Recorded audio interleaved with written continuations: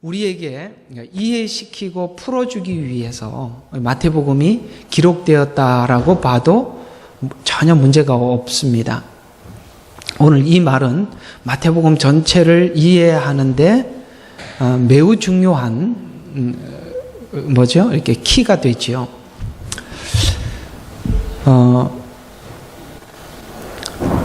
마태복음 주제는 크게 두 가지로 이렇게 요약을 해보면 주제가 두 가지인데요. 숨어있는 주제죠. 숨어있는 주제.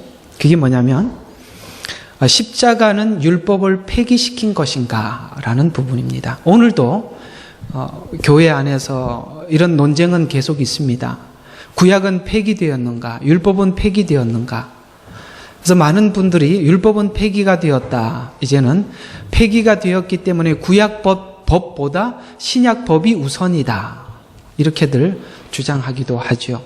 그래서 율법이 폐기되었는가 아닌가? 오늘 분명히 율법을 폐기하러 온 것이 아니고 이루려 왔다라는 말로 율법은 폐기되지 않았음을 말씀하고 있고, 마태복음에서는 그것이 어떻게 폐기되지 않고 새로워졌는가를 설명을 하는 것이 마태복음에 숨어있는 주제고, 두 번째 마태복음 속에 있는 주제가 뭐냐면, 여기 보면 너희의 의가 바리새인과 서기관의 의보다 뛰어나지 못하면 결코 천국에 가지 못한다라는 이 두 번째 주제죠. 바리새인이 가지고 있는 의는 율법의 의입니다. 율법의 의라는 말의 뜻은 이런 거죠. 율법의 의라는 것은 조건적이다. 율법 그러면은 조건입니다. 잠깐만요. 제가 이게 마이크 소리가 제게는 굉장히 별로 안 좋아 보이니까 다시 좀 조절해봐요. 나게는 예? 괜찮아요? 잘 들리세요? 네. 그럼 됐어요. 내가 왜 그러는지 모르겠는데 나는 되게 안 들리는 것 같아요. 그래요? 됐습니다. 자, 그래서 율법의 의는 조건적이죠. 하나님 앞에 뭔가를 들여서 받는 의죠. 그런데 바리새인의 의로는 안 된다고 그러지 않습니까? 천국에 갈 수 없다고 하지 않아요? 조건의 의는 아니라는 거죠. 그러면 무슨 의냐? 믿음의 의죠. 믿음의 의는 율법의 의와 분명히 다른 건 뭐냐면, 율법의 의는 조건적이라면 믿음의 의는 관계에서 오는 의입니다. 관계. 그렇다면 신앙이 무엇이냐라고 물어본다면, 신앙은 제대로 된 삶에 완성된 신앙이 무엇이냐면 율법을 지키는 것입니다. 근데 율법을 어떻게 지키느냐 하면 하나님과 관계 속에서 지키는 겁니다. 이게 지금 마태복음에서 숨어 흐르는 주제입니다. 숨어 흐르는 주제. 그러니까 이 두 가지를 꽉 잡고 마태가 설명하고자 하는 내용들을 살펴보면 이렇게 된 거구나라고 이해를 하게 되지요. 다시 한번 두 가지 주제 잊지 말아야 돼요. 이걸 잊지 말아야 오늘 내용 전체를, 마태복음 전체를 이해할 수 있어요. 하나는 율법은 폐기됐느냐? 여러분 대답해 보세요. 아니다. 그 다음에 바리새인과 서기관보다 나은 의는 뭐라고요? 조건의 의가 아닌 관계의 의. 관계. 믿음이라는 말을 관계라는 말로 바꾸셔야 합니다. 믿음 그러면 너무 추상적이잖아요. 하나님과의 관계 속에서 살아가는 삶, 이것이 바로 마태복음이 이야기하고자 하는 중요 핵심입니다. 그러면 조건의 의의를 가지고 있었던 사람들이 있었죠. 분명히 그들은 바리새인과 서기관입니다. 믿음의 의의를 전해주고자 하는 분이 계셨습니다. 예수 그리스도입니다. 마태복음에는 정확히 바리새인들과 서기관 그리고 예수님은 정확하게 충돌합니다. 그래서 어떤 것 하나도 합의점을 찾지 못하지요. 우리는 왜 그들이 서로가 충돌했는지에 대해서 기분 나빠서 자존심이 상해서 사람들이 바리새인들의 설교를 듣다가 예수님 설교를 들으러 가는 바람에 기분 나빠서 싸움이 붙었다 이렇게 생각할 수 있겠지만 그게 아닙니다. 의의 충돌입니다. 의의 충돌. 그러면 교회 안에서도 의의 충돌은 생깁니다. 어떤 형태의 신앙인들끼리 서로 싸우느냐면 믿음의 의를 지향하고 있는 성도들과 율법의 의를 지향하는 성도들은 절대 맞지 않습니다. 맞지 않아요. 여러분, 율법적인 교육을 많이 받아오셨죠? 예수 믿고 다녔던 많은 교회 안에서 아마 우리는 율법적인 신앙의 교육을 받고 강요받아 왔을 것입니다. 그렇지요? 그런데 그렇게 받아온 것과 예수님께서 우리에게 주셨던 의, 이 자발적인 의, 관계 속에서 오는 의는 정확히 언제 무너지게 되느냐면 조건, 율법적인 신앙생활을 한 사람이 자유를 주면, 편안해지면, 내 마음대로 선택할 수 있는 자유를 주면 그것이 한순간에 무너지는 걸 볼 수 있습니다. 그건 지금까지 여러분들이 가식된 신앙생활을 했다는 아주 명확한 증거입니다. 강요에 의해서 신앙생활을 했던 신앙생활은 자유를 주면 완전히 무너져 버립니다. 옛날에 했던 그것이 조금도 내 신앙에 어떤 도움도 안 되고 안 된다는 것을 내가 자유를 가지고 신앙생활을 할 때 절실하게 드러나는 겁니다. 그런 생각 해보신 적 있으십니까?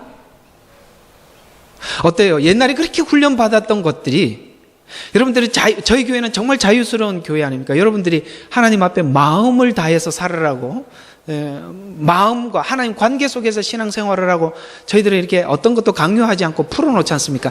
풀어놓는 저도 참 괴롭기는 하지만 그러나 계속 해볼 작정입니다. 그런데 여러분은 제가 말은 하지 않아도 여러분은 그걸 좀 확인은 하셔야 돼요. 내가 옛날에 누군가의 강요와 교회의 어떤 조건에 의해서 신앙생활을 했던 그곳에서 내가 이렇게 자유를 줬을 때 내 자신이 무너지는 걸 보면서 여러분은 분명히 한 가지 답을 얻고 일어나서 하셔야 합니다. 아, 나는 지금까지 가짜였구나.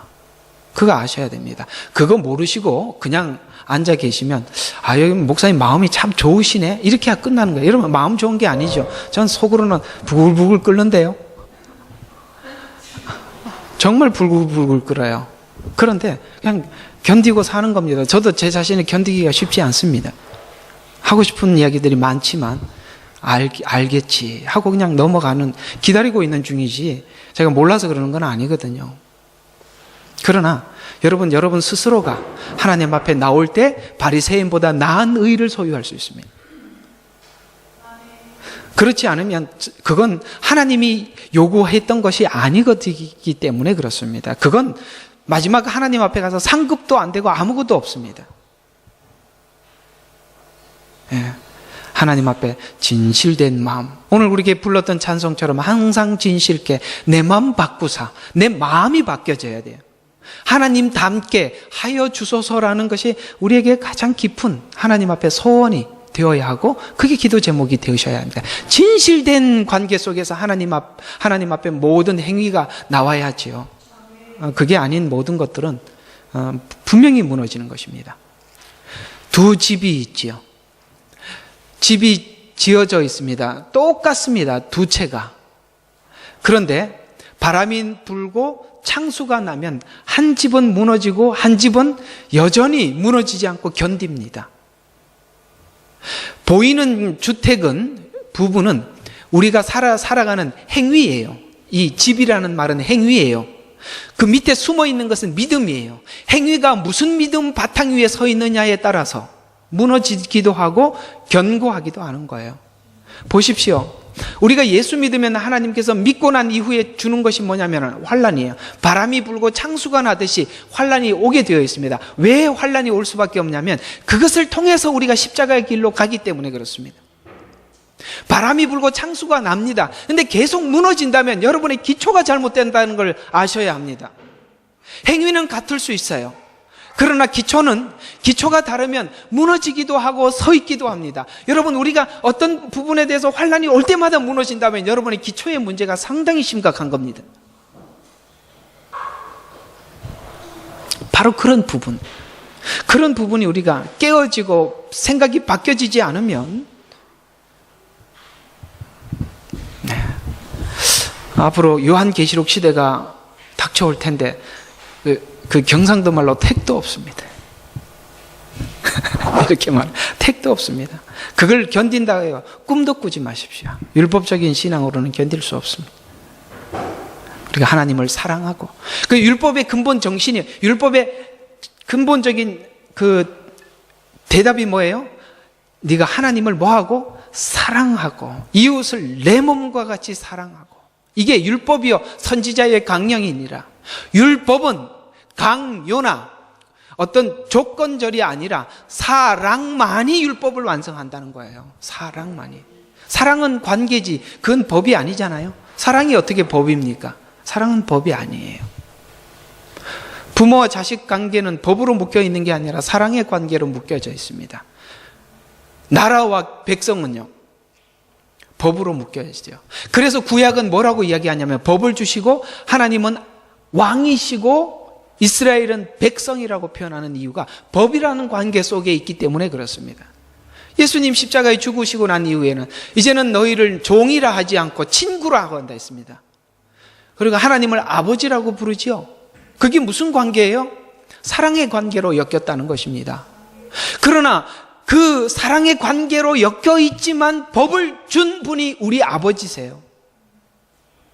이해가 가세요? 묶여 있기는 아버지와 자녀 관계로 묶여 있는데, 율법을 주셨던 분이 구약의 하나님이, 그 똑같은 그 하나님이세요. 그리고 우리에게 다시 율법을 우리에게 요구하세요. 그 법은 없어진 게 아니에요. 오늘 뭐라고 얘기했어요? 율법을 폐기하러 온 것이 아니란 말. 그런데 이제는 그 율법을 관계 속에서, 조건 속에서 이루는 것이 아니라 관계 속에서, 사랑이라는 관계 속에서 완성하러 오셨다. 그것이 십자가의 깊은 의미입니다. 그래서 마태복음에 아주 중요한 성경 구절이 이런 말이 나옵니다. 마태만 기록한 성소 휘장이 위로부터 아래까지 찢어져 둘이 하나 되었다. 무슨 말이냐면, 성소 휘장이라는 것은 하나님과 우리 사이에 서로 만날 수 없는 휘장이거든요. 우리도 하나님 성소에 들어갈 수 없고 하나님도 우리를 만날 수 없습니다. 그런데 그것이 찢어졌습니다. 그러면 이 전에 있던 휘장은 뭐예요? 조건이에요. 율법을 지켜야 하나님을 만날 수 있어요. 조건이에요. 근데 뭐가 찢어졌어요? 그 조건이 찢어져 버린 거예요.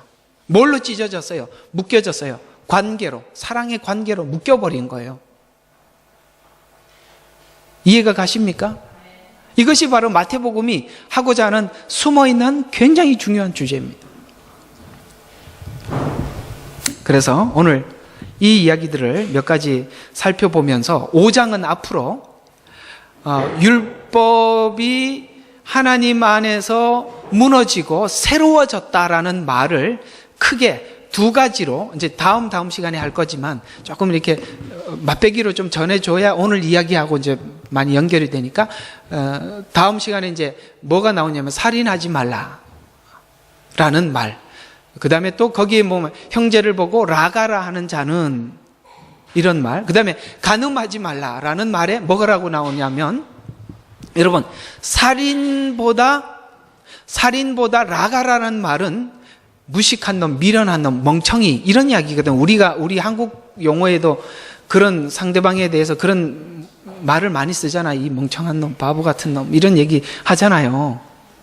그 이스라엘에도 라가라는 말이 그 말이에요. 그런데 보십시오. 살인하지 말라라는 말과 라가라는 말은, 여러분, 살인이 더 무거운 죄죠. 우리 상식적으로 봤을 때. 라가는요, 할 수 있는 말이지요. 이 말이 무슨 말이냐면, 살인이 왜 나타나느냐면 라가에서부터 출발한다는 거예요. 남을 무시하는 데서부터 살인이라는 결말이 나타난다는 얘기예요. 근데 주님은 뭐부터 뽑아버리러 오셨냐면 죄의 뿌리채 뽑으러 오셨다, 이 말이에요. 살인이라는 것은 여기서부터 출발한단 말이에요. 간음은 왜 나타난가? 여자를 보고 음욕을 품는 자마다 이미 간음으로 들어가는 거예요. 간음이라는 것은 우리가 지은 죄의 어떤 형태잖아요. 나타나는 형태잖아요. 그런데 간음은 형태가 아니고 속에서 출발하는 거 아니에요. 아까 라가도 뭐예요? 미움의 출발이죠. 여자를 보고 음욕을 품는 것도 뭐예요? 간음의 출발이죠. 예수님은 뭘 뽑으러 오셨다고요? 간음을 해결하러 온 게 아니고 살인을 해결하러 온 게 아니에요. 이거는 10계명에 나온 거잖아요. 그걸 해결하러 온 게 아니라 죄의 근원, 뿌리를 뽑으러 오셨다 이 말이에요. 율법과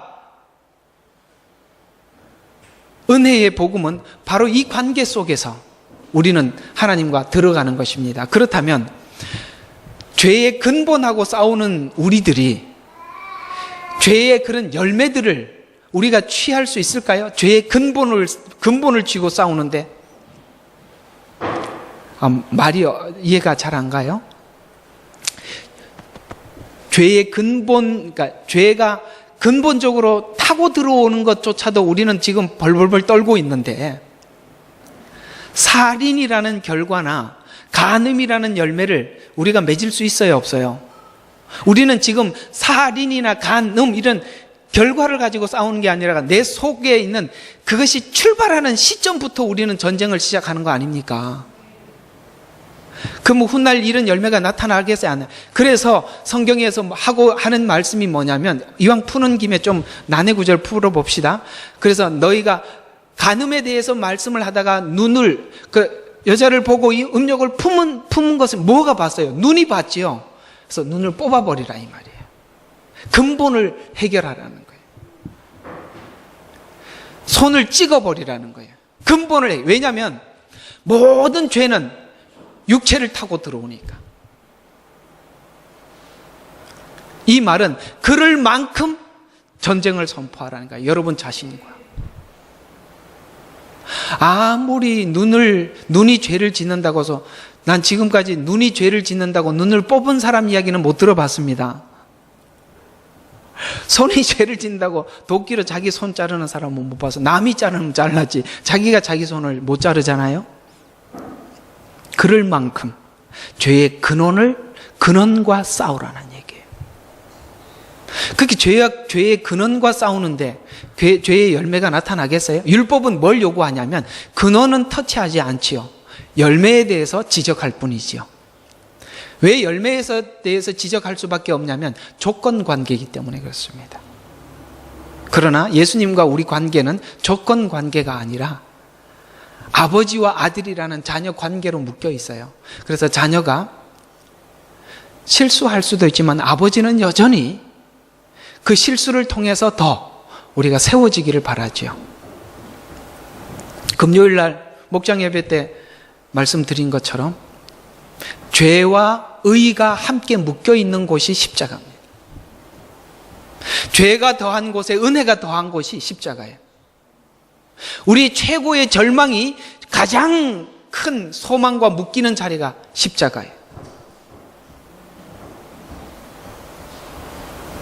율법 같았으면 어떻게 하겠습니까? 절망의 자리에서 어떻게 네가 절망의 자리까지, 죄의 자리까지 가냐고 매를 들고 나타나겠지만, 주님은 십자가로 나타나셔서 우리는 그 자리에서 그 십자가를 지고 일어날 수 있는 은혜를 우리는 받았습니다. 그래서 우리는 실패를 두려워하지 마십시오. 그러나 죄와는 싸우십시오. 우리가 실패를 하지 않고 늘 성공한다는 것은 가짜입니다. 그럴 수 없습니다. 인간은 그럴 수 없는 존재입니다. 우리는 육체를 가지고 살고 있고 이 땅에 죄의 덩어리인 이 땅에 살고 있기 때문에 그렇습니다. 하나님은 죄에 대해서 죄와 싸우다 실패한 것에 대해서 하나님 말씀하시는 거죠. 죄와 싸우지 않는 것을 하나님이 야단치시는 거예요. 그래서 히브리서에서 이렇게 말씀하고 있잖아요. 너희가 죄와 싸우되 어디까지 싸우지 않았다고? 지금까지 피 흘리는 데까지 싸우지 않았다. 하나님은 뭘 이야기하는 거예요? 피 흘리는 데까지 싸우라는 거예요. 마치 그 히브리서에서는 그렇게 표현하고 있지만 여기는 마태복음 5장에서는 눈을 빼어버리라, 손을 잘라버리라는 말과 같은 이야기예요. 거기까지 투쟁하라는 거예요. 죄는 싸워야 할 일이지, 그건 항상 우리 옆에 와 있기 때문에. 여러분, 모기 물리는 사람 좋아하는 사람이 있나요? 근데 모기가 오는 걸 어쩝니까? 쫓아야죠. 그럼 모기가 물고 이렇게 뜯어먹으라고 가만히 기다려요? 쫓아야지요. 죄가 찾아 막 밀려 들어오잖아요. 싸워야죠.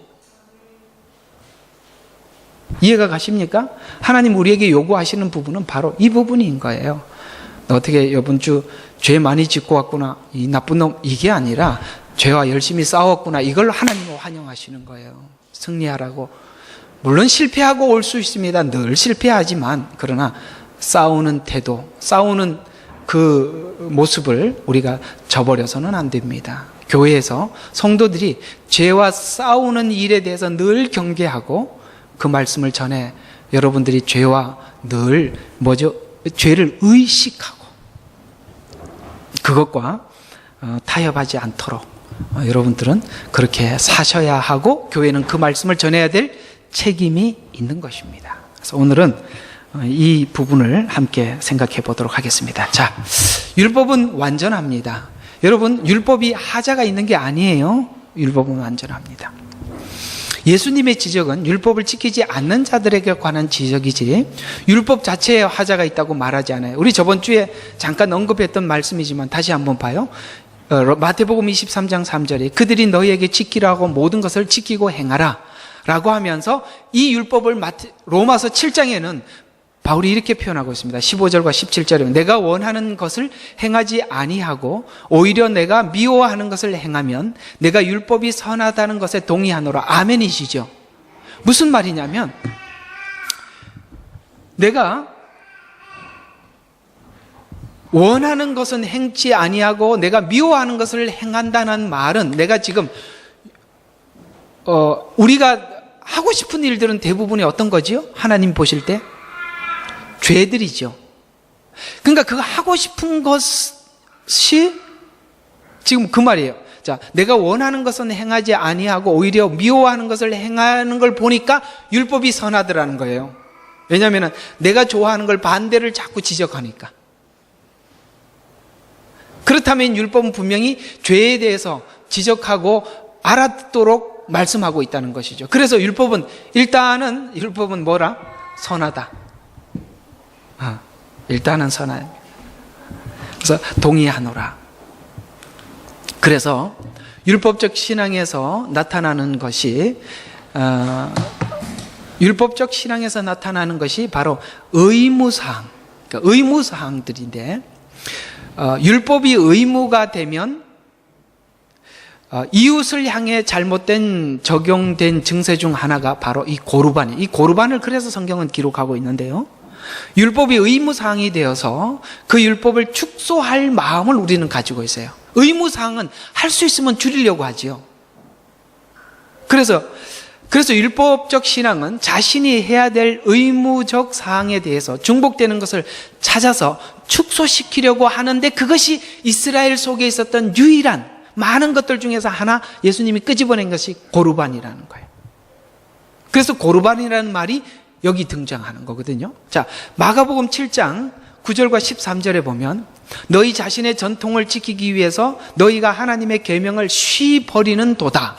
전통이라는 것은 지금까지 율법이 중복되는 조항들을 지금까지 연구해서 중복되는 것을 묶어낸 것을 이야기하는, 그걸 전통이라 이렇게 표현하는 거예요. 여러분 있잖아요. 구약의 율법이라는 걸 우리가 다 지키려고 하든가 너무 복잡하고 많으니까 사람들이 당연히 그런 생각을 하겠죠. 중복되는 것은 우리가 축소시키자, 이런 마음이 당연히 들지 않겠어요? 그게 바로 뭐라고요? 전통이에요. 그래서 모세가 말하기를 내 아버지나 어머니를 공경하라고 했고, 또 아버지나 어머니를 저주하는 자는 죽이라고 했거늘, 그러나 너희는 말하기를, 어떤 사람이 자기 아버지나 어머니에게 말하기를 나로 인하여 유익을 받게 될 것은 무엇이든지 고르반, 즉 예물이라고 하면 그만이라고 해서 자기 아버지나 자기 어머니에게 아무것도 하지 않아도 무방하다 하였으니 너희가 전수한 너희의 전통으로 하나님의 말씀을 뭐하고 있어요? 폐기하느니라. 이와 같이 많은 일을 자행하고 있도다라고, 많은 일을 자행하고 있다라는 얘기는 고르반뿐만 아니라 많은 부분들을 전통이라는 것으로 묶어서 해야 될 일들을 폐기하더라는 거죠. 여러분 있잖아요. 사랑의 관계 속에서 묶여있지 않고 의무적인 관계 속에 묶여있으면 할 수 있으면 의무사항을 어떻게 하면 줄여볼까 하게 되고, 사랑의 관계 속에 묶여있으면 어떻게 하냐면 할 수 있으면 상대를 위해서 더 많이 무엇을 할까 생각하잖아요. 그걸 이렇게 한번, 여러분, 국가와 여러분은 어떻게 묶여져 있냐면 의무적으로 묶여 있잖아요. 그 의무적으로 묶여 있기 때문에 할 수 있으면 뭐 안 하려고 그러죠? 그렇지. 세금 떼먹으려고. 할 수 있으면 어떻게든지 좀, 그 다음에 혜택 볼 수 있는 게 뭐가 있나? 내가 좀 덜 낼 수 있는 방법이 뭐 있나? 이렇게 했죠. 이게 다 왜 그러냐면 의무사항이기 때문에. 그러나 부모와 자식 관계는 어떤 관계냐면 뭘 하나 더 줄 수 있나? 그러니까 이제 재밌는 이야기, 저희 가정에 있었던 이야기이지만 우스운 이야기 한번 해드릴게요. 우리 이제 아들이 사과를 참 좋아해요. 그래서 내가 사과를 이제 금요일이나 토요일 되면 사다 놓고 오면은 꼭 가지고 가라 그래요. 그래서 한 박스를 사다 놨어요. 저도 좀 사과를 좀 먹으려고 그랬는데 가보니까 다 주고 없는데 거기다가 썩은 거, 색깔이 파란 거 요것만 남겨놓은 거예요. 그래서 야, 아들은 좋은 거 다 골라주고 내가 가보니까 파란 것만 남은 거예요. 작고 또 어떤 거 보니까 좀 괜찮다 싶어서 보니까 썩었어요. 그걸 보면서 사랑이라는 게 이런 거구나. 그 남편은 의무인가?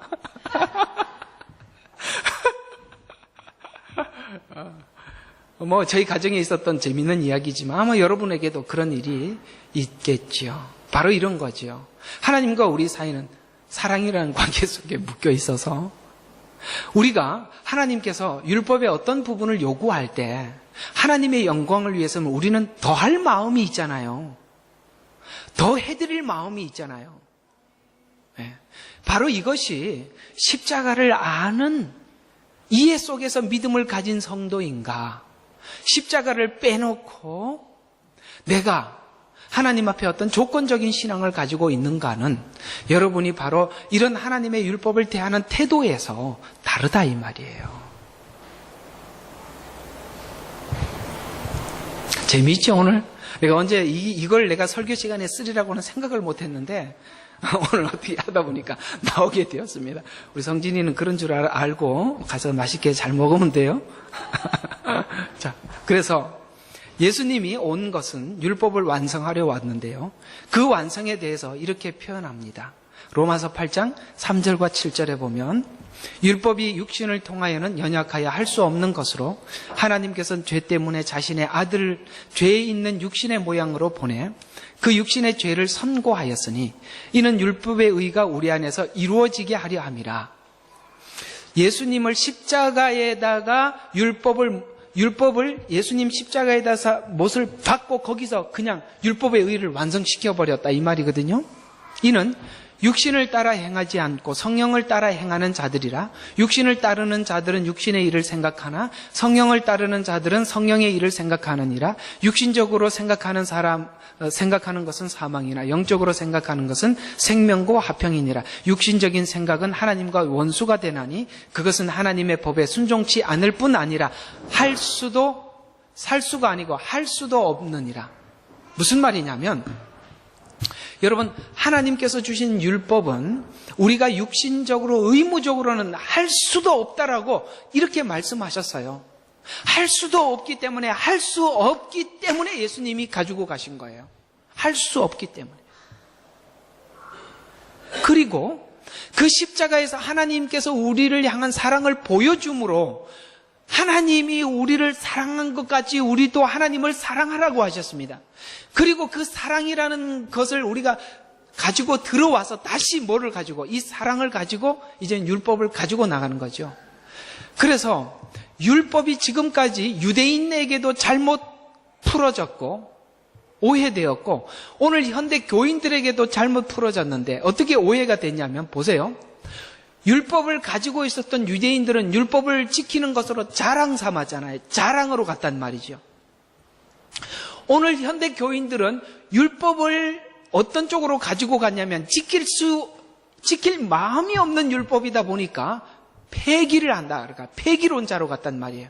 그러면 율법을 가지고 유대인들은 자랑했고 오늘 현대 교인들은 율법을 폐기됐다라고 이렇게 얘기하잖아요. 이 둘 다 율법을 악한 우리 죄성으로 해석한 겁니다.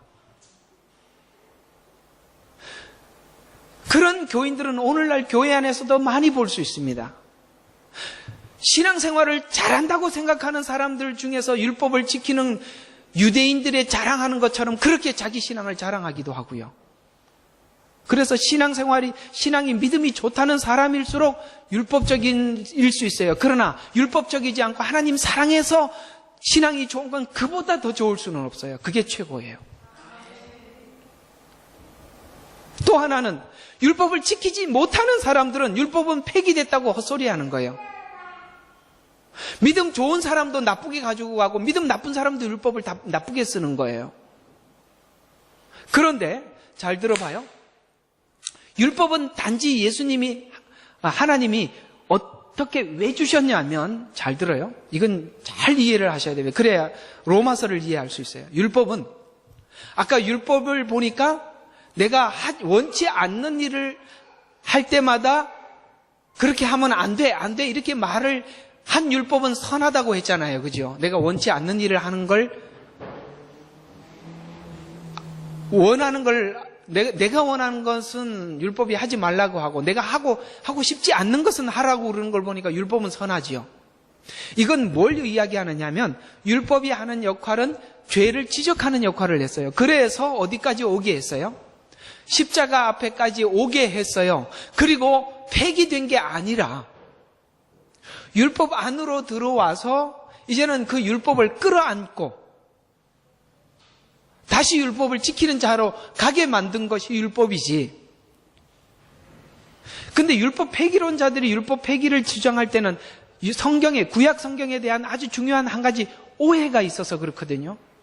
어떤 오해냐면, 율법 안에는 두 가지 형태의 법이 있어요. 두 개. 하나는 뭐냐면 의식법이 있고 하나는 도덕법이 있어요.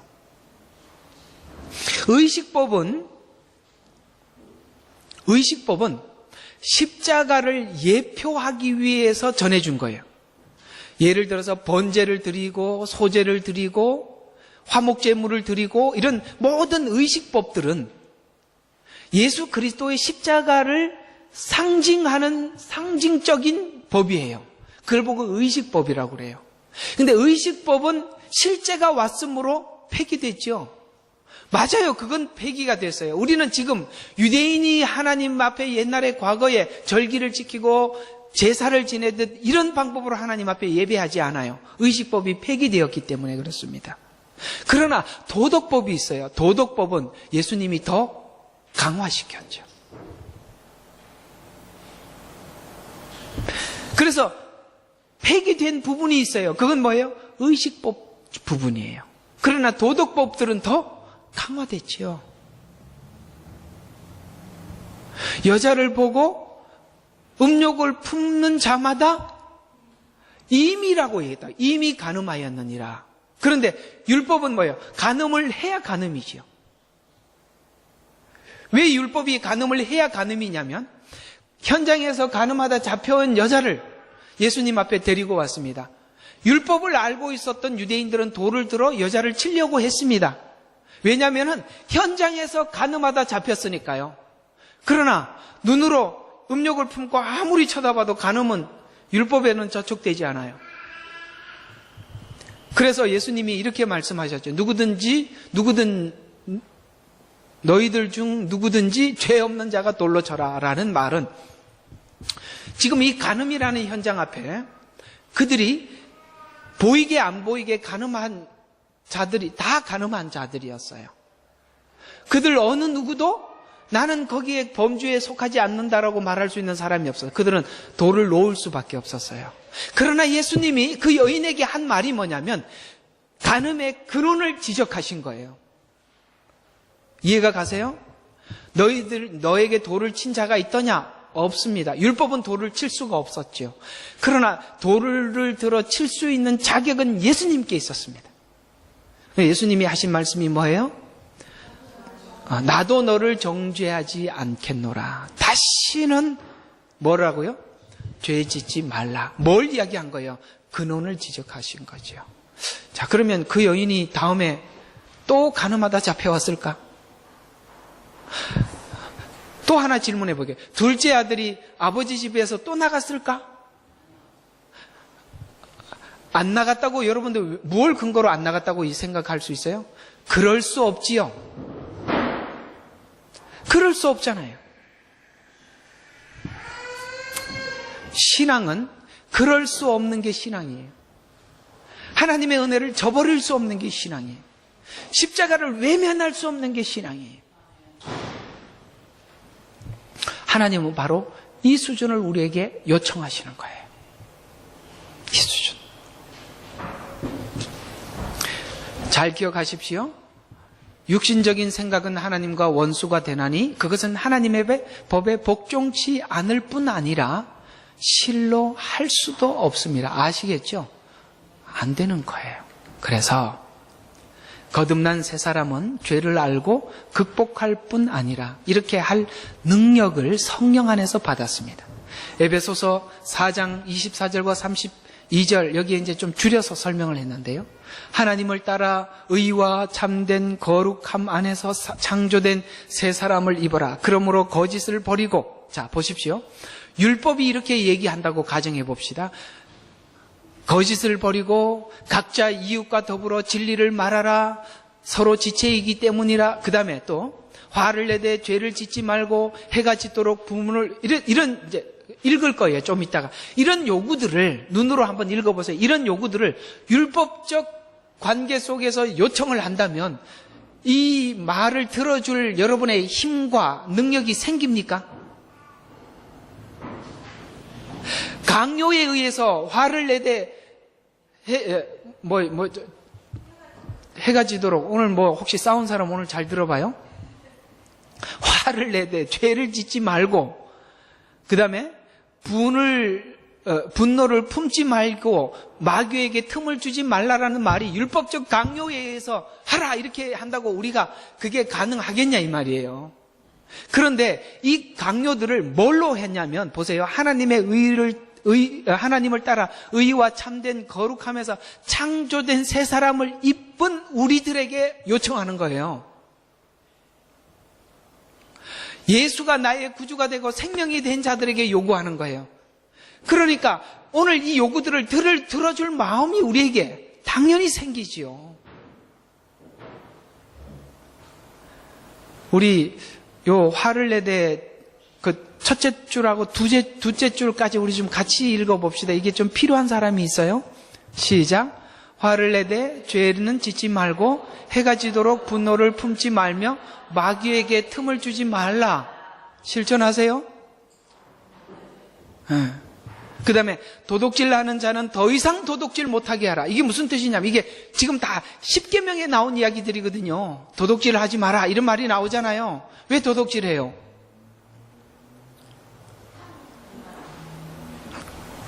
내가 그럴 줄 알아서 여러분들은 그냥 사전적인 대답할 줄 알았습니다. 도둑질을 왜 하느냐면 하나님은 이렇게 우리 마음속에 이런 마음이 있어요. 하나님은 불공평하다.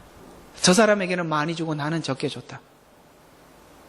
그래서 저 사람의 것을 뺏어서라도 내가 필요한 것을 채워야 한다. 이게 율법적 신앙에서 나오는 아주 악한, 이게 무슬림들이 생각하고 있는 신앙이에요. 무슬림은 정확히 율법입니다. 율법의 최고봉의 신앙의 형태를 보이는 게 그거예요. 신앙은 죄를 짓지 않는 무소유다라고 간 쪽이 불교예요. 무슬림은 신앙은 율법이라고 간 최강입니다. 그래서 무슬림들은 그렇습니다. 남의 것을 뺏어서 사기를 쳐서 내가 이익을 얻으면 신께 뭐라고 감사하냐면 하나님은 나를 축복하셨다라고 생각합니다. 나를. 이런 악한, 이게 바로 율법적 신앙의 특징이에요. 무슬림만 그럴까요? 여러분 그리스도인들 중에서 그런 사람이 얼마나 많은지 아십니까? 하나님께서 이러해서 나에게 하나님의 일을 하라고 이렇게 축복해 주셨는데 그 방법들이 보면 너무 비정상적인 방법을 써서 일단은 내가 많이 갖게 해주셨다는 것이 복이라고 여기는 거예요. 무슬림이 생각하는 것처럼. 그래서 사람들은 남의 것을 훔치고, 여기 도둑질이라고는 말 나오지만 여기는 사기, 모든 것이 포함되어 있는 거거든요. 하나님은 불공평하다. 그래서 남의 것을 뺏어서 내 것 삼아야겠다라고 생각하고 있는 이 발로 그 출발이 도둑질입니다. 그래서 도둑질 하던 사람은 더 이상 도둑질 못하게 하고, 아시겠습니까? 공평하게, 하나님은 공평하다고. 남의 것을 뺏어서 너의 것을 채워줘야 할 만큼 하나님 무능력하지 않아요. 어떤 목사님이 신학생들을 자기 집에 불러놓고 수박을 먹고 있었대요. 근데 이게 수박을 한참 먹고 있는데 어떤 신학생 한 사람이 이렇게 목사님께 이야기를 하더라는 거예요. 목사님, 우리는 수박 먹는 돈도 아껴서 선교지에다 보내야 되는 거 아닙니까? 목사님이 화가 나서 이렇게 이야기했답니다. 하나님은 우리 먹을 수박 뺏어서 우리 먹을 수박을 뺏어서 선교지에 보낼 만큼 가난하지 않아. 마음껏 처먹어 그랬다는 거예요. 화가 나서. 뒤에 처먹으라는 말은 좀 그렇지만 하여튼 제가 그대로 말한 거예요. 하나님은 남의 것을 뺏어서 내 걸 채워야 할 만큼 부족하지 않아요. 그러면 하나님 내게는 왜 그렇게 저 사람 넉넉하게 하고 나는 이렇게 어렵게 했는가? 그게 여러분의 신앙에 유익하기 때문에 그렇게 주신 거예요. 여러분, 하나님은 여러분이 지금 부자냐 가난하냐 여기 별로 관심이 없어요. 여러분 일평생을 살면서 여러분이 하나님 앞에 바른 신앙을 소유하고 마지막 하나님 존전에 오는 그 순간까지 여러분이 신앙을 지키는가 못 지키는가 거기에 관심이 있으세요. 그걸 뭘로 조절하세요? 때로는 여러분의 환경을 통해서 조절하고 물질을 통해서 조절하기도 하고 부부를 통해서 자녀를 통해서 하나님의 그게 여러분의 관심이에요. 그래서 어떤 사람은 평생 힘들게 사는 것이 복일 수 있고 넉넉하게 사는 사람이 복일 수 있지만 그러나 그렇게 넉넉하게 살면서도 믿음이 좋은 것을 유지하기는 굉장히 어렵습니다. 사실은 태어나면서 부자가 하나님의 은혜를 경험하기가 굉장히 힘듭니다. 부자는 다 악하다 이 말은 아닙니다. 그걸 오해해서 듣지는 마십시오. 그러나 우리는 도리어 하나님을 찾을 기회를 우리 인생 속에 얼마나 많이 맞이하는가가 우리에게 축복입니다. 그것이 우리에게 질병이라도 상관없습니다. 감사하지요. 두 눈이 없는 상태에서 어디 가는 게 나아요? 천국 가면 눈이 없는 상태에서 살지 않습니다. 회복됩니다. 걱정하지 마세요. 팔이 잘라지면 원래 팔병신이라서 천국 가도 병신이 아니에요. 하나님 완벽하게 회복하게 하십니다. 그러나 하나님은 우리 백체 중 하나 없어지는 게 중요한 것이 아니라 그것보다 더 중요한 영생이에요. 생명입니다. 그래서 너희 입에서 어떠한 더러운 말도 나오지 못하게 하고 오직 서로를 세우는 데 필요한 좋은 것만을 말하며. 참 이게 쉬워요 어려워요? 이거요 율법적으로 강요해서 할 수 있는 부분이 아니잖아요. 이 마음이 변화되지 않고는 남에게 필요하고 은혜에 끼치는 말을 우리는 태생이 안 되는 사람들이에요. 나는 여러분들이 훈련이 얼마나 스스로를 하고 있나 하는 말들을 꼭 어떤 사건 뒤에 한마디 툭 던지는 말 보면은 저게 진짜거든요. 그 왜 뒤에 말은 해가지고 속을 보여주세요? 앞에는 신경 바짝 써서 말을 하는데 뒤에 툭 던지는 말이 그게 본성이야. 야, 참 저 수준이구나. 그러니까 제가 가끔씩 절망을 한다 안 한다? 한다. 예, 한다고요. 예, 이렇게 듣고도 저렇게 안 바뀌는 거 보면 그것도 대단히 용감한, 그것도 연구 대상이야.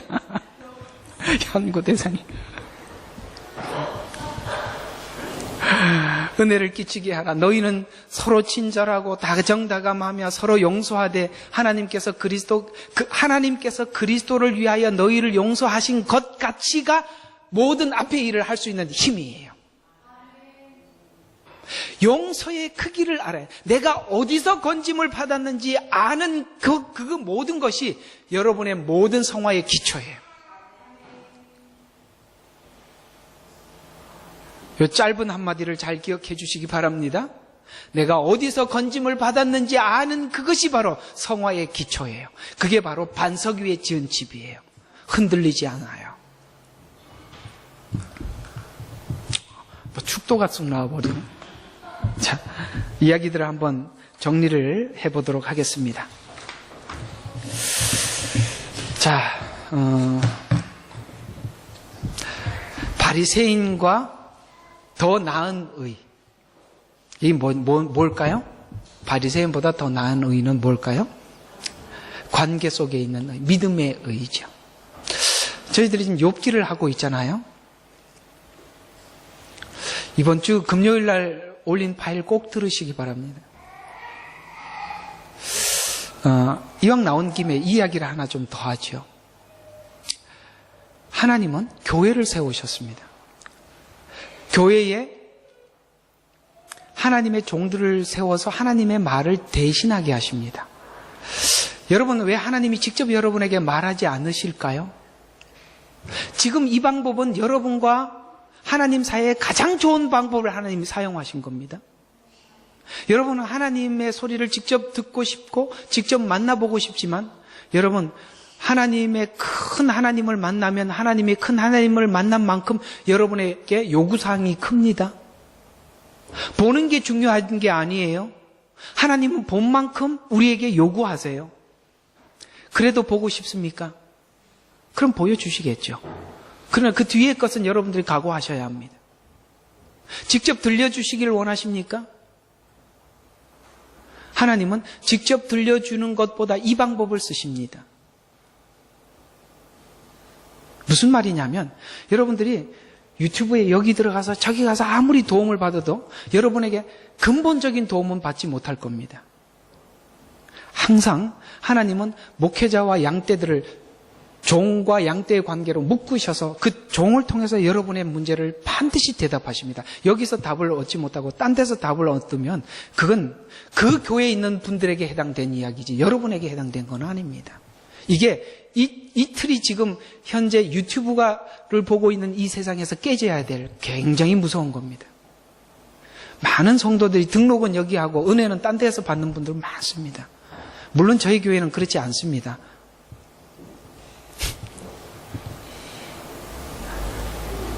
그러나 이 예배 시간에 주시는 메시지 여러분 굉장히 중요한 겁니다. 성경의 에스겔서에 보면 하나님은 목자를 세우시고 양떼를 목자에게 맡겨주셨어요. 그 양떼들이 필요한 꼴을 목자를 통해서 공급하십니다.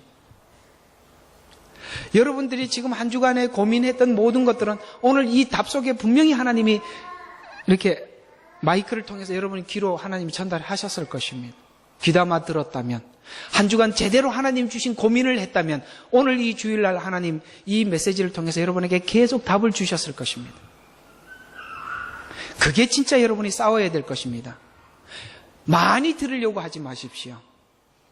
작게 듣더라도 한 가지를 가지고 싸우셔야 됩니다. 그래야 한 가지를 통과를 하지요. 여러분 한 가지 제대로 통과한 게 없잖아요.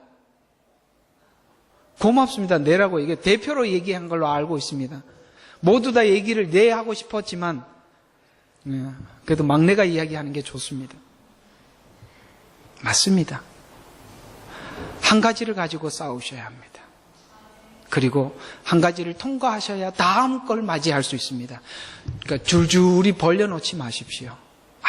아무것도 해결이 안 됩니다. 아시겠죠? 한 가지씩 싸우십시오. 그리고 승리하십시오. 이제 바리새인보다 더 나은 의라는 것은 하나님과 우리 관계를 조건 관계 속에서 하나님을 섬기지 마십시오. 조건 관계가 아니라 하나님과 그 사랑의 관계 속에서, 아버지와 아들이라는 관계 속에서 하나님을 섬기십시오. 이 의가 바리새인이나 서기관보다 나은 의입니다. 이 의를 여러분이 소유하셔서 나가시기를 바랍니다. 아까 욥기를 하고 있다는 얘기를 하다가 조금 넘어갔는데요. 욥기가 바로 그거예요. 욥과 하나님은 1장에 보면 관계 속에서, 조건적 관계 속에서 하나님을 섬깁니다. 조건적. 그래서 혹시나 하나님 앞에 죄를 지었을까봐 이런 조건적. 죄만 안 지으면 우리와 하나님 관계는 완만하고 좋다라고 생각하는 건 오해입니다. 죄를 안 짓는 게 아니라 하나님의 요구가 뭐라고요? 죄를 짓지 말라가 아니고 뭐라고요? 아까 얘기했죠. 오케이, 그거야. 죄와 싸우라는 것이지 죄를 짓지 말라는 것은 천국 가야 있는 일이고 여기는 해당 없는 일이에요. 싸우라는 거예요. 근데 욥기 1장에는 뭐였어요? 조건이었어요. 근데 사단이 조건 없이 하나님을 섬기겠습니까? 라고 이야기를 하잖아요. 근데 하나님은 조건을 깨라고 하시죠. 사단 보고. 다 깨지요. 뭐가 깨지죠? 뭐 그냥 다 깨지잖아요. 그랬더니 하나님 앞에 뭐라고 기도했어요? 욥이? 죽여주세요. 죽여주세요 할 때 죽여버리면 욥기 4장에서 끝나는 거예요.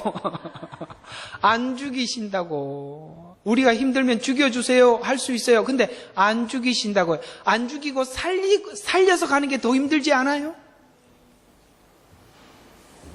죽여주세요 그러면 죽으면 끝나는데 그거 얼마나 편해요. 근데요, 죽어서 생명을 얻는 거예요. 그걸 아신 하나님은 죽으러 오셨어요. 그건 하나님의 옆에도 쉬운 일이 아니에요. 한번 생각해봐요. 나 같은 거 바뀌어서 나 같은 거 손대서 예수 닮게 하는 일 하고 싶으세요? 여러분 자신이 생각해도 나는 하지 말라고 이런 얘기가 저절로 나오지 않아요? 우리 옆집에 그 훌륭한 그 사람은 한번 시도해봐도 괜찮을 것 같은데 저는 아니잖아요. 이런 생각이 다 들잖아요. 그걸 붙잡고 실험하는 하나님이 얼마나 힘드시겠어요. 그게 얼마나 힘든지를 뭘로 보여주셨냐면 예수님이 십자가에서 신음하면서 죽으셨다고요. 우리 고치시려고. 이거요, 죽이면 훨씬 쉬운 일인데 이게 죽어가는 놈 살리는 게 아니라 무식한 놈 유식하게 만들고 미련한 놈 지롭게 만드는 게 이게 보통 작업이냐고. 이게 어디 학원 보내서 될 일이냐 이 말이에요.